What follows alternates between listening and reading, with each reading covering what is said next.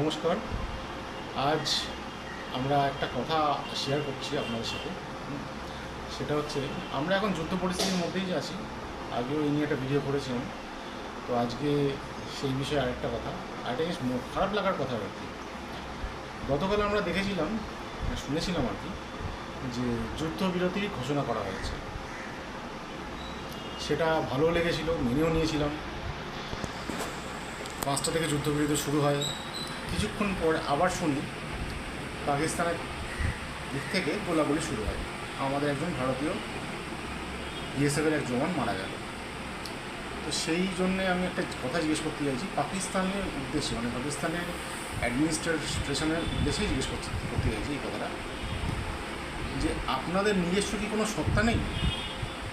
আপনারা কি যুদ্ধও তো করতে পারেন না, কিছুই করতে পারেন না, শুধু এই বেইমানি? আপনারা তো বন্ধু হওয়া তো ছেড়ে দিন, শত্রু হওয়ারও এক যোগ্য নন। শুধু কি এই জিনিসটা নিয়ে চলা যায়? আপনারা একটা জিনিস ভাবুন তো, আপনারা এই যুদ্ধের এই 4-5 দিনের মাথায় হাত তুলে নিয়ে সব দেশকে বললেন যে আপনাদের মধ্যস্থতা করাতে, আলোচনায় বসাতে, যুদ্ধবিরতি ঘোষণা করাতে, সেটা হলো। আর তারপরে আবার এই নোংরামির খেলা শুরু। তাহলে করেছিলেন কেন? যাকে আপনারা হয়তো নতুন নতুন আমাদের প্রজন্ম, আমরা একটা জিনিস দেখে বুঝতে পারি, সেটা হচ্ছে আপনাদের মধ্যে না, এটা ভুল খারাপ মনে করবেন না, আপনাদের মধ্যে একটা ম্যানুফ্যাকচারিং ডিফেক্ট আছে। এটা বলতে আমি বাধ্য হলাম আজকে।